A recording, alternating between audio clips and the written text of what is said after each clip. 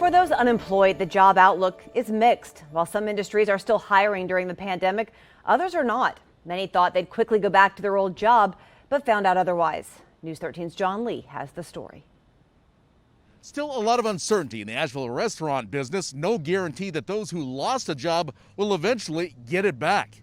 To a lot of people, economic progress seems as slow as molasses. Biscuit Head's hired back about half of the 100 workers laid off because of the pandemic. And so to be able to start bringing people back, it has felt really good, and it's scary. Hi guys, how are you? Server Stephanie West returned a couple of months ago. I know a lot of my peers are out of work right now, are looking for work, so it's a scary time a little bit, I would say.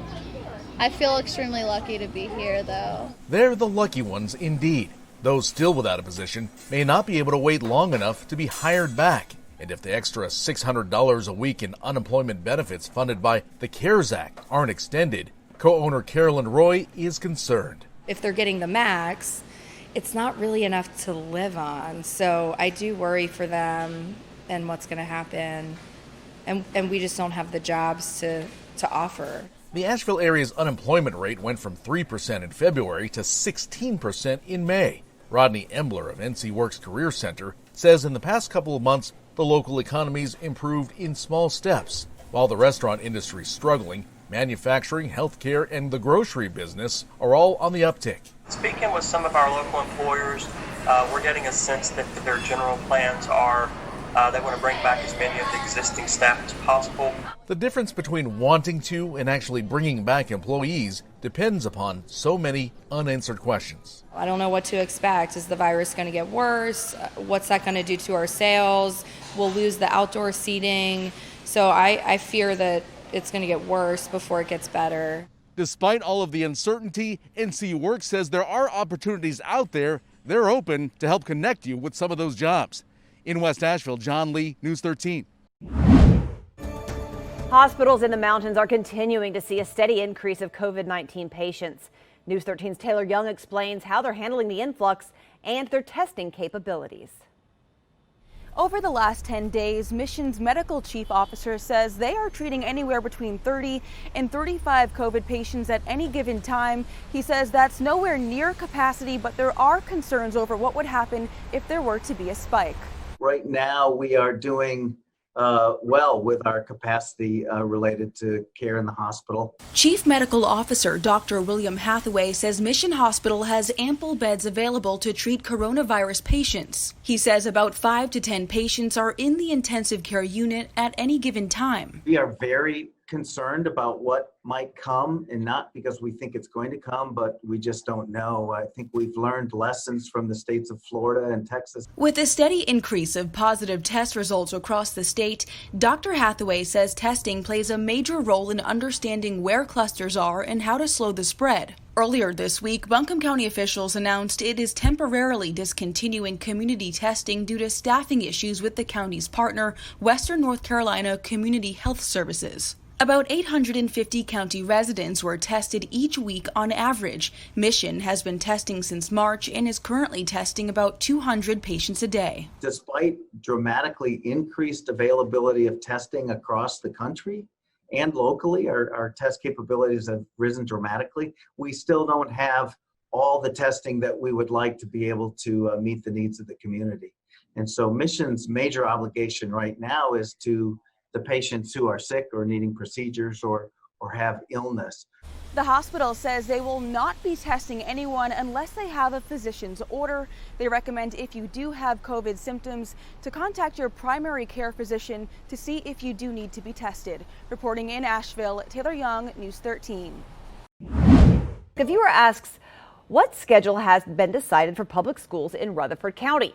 A spokesperson for Rutherford County Schools says this week the Board of Education made the decision to follow Plan C until September 8th. That means Rutherford County Schools will do remote learning only until that date. Now, beginning on September 8th, students can then begin taking part in a hybrid learning program. Plan B offering a combination of face-to-face and remote learning.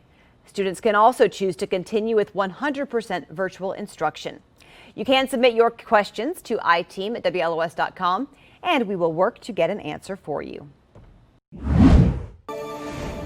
Our person of the week is photographer Carolyn Spagnuola of Asheville, who brings a personal touch to every picture. So she was perfect for a project to help lift spirits in the age of COVID-19. As News 13's John Lee explains, she was part of a volunteer effort to improve their self-image as they turn the page to an uncertain future.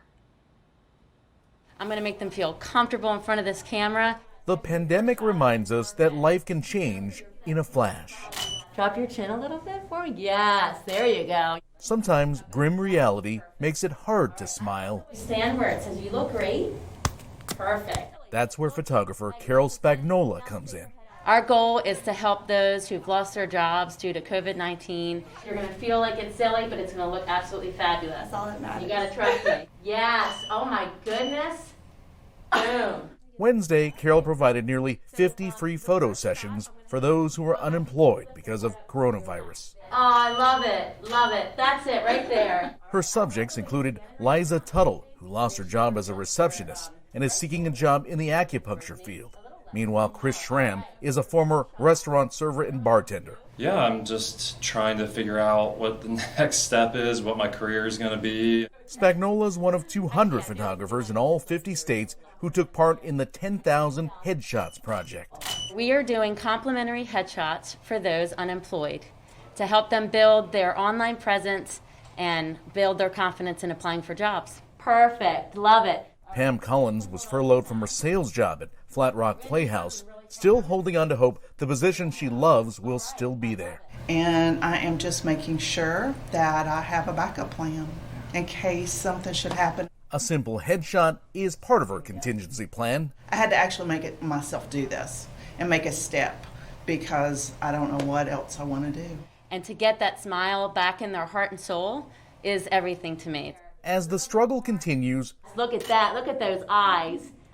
we're all looking for a flicker of hope. There we go. What I'm doing there is I'm accentuating your jawline. It's the last shot that always gets you. Right? You did a great job. Thank you. Yes. It helps to find someone with a compassionate ear and a keen eye. I've been a little nervous, I'll be honest with you. I've been a little nervous about it because it's something that you guys are stepping up and doing for people, and it's great and wonderful, and I just appreciate it. Thank you. I told myself I wasn't going to tear up, but here I am. And couldn't we all use a moment to feel fabulous again? What a beautiful photo. Oh, thank you. Oh, I'm so excited. Air hug. Air hug big time. In Asheville, Thank you again. you. Bye-bye. John Lee, News 13. Great shots there. Ridgefield Business Center and Whitney Commercial Real Estate contributed the space for the Headshot project. Do you have an old laptop that you're not using?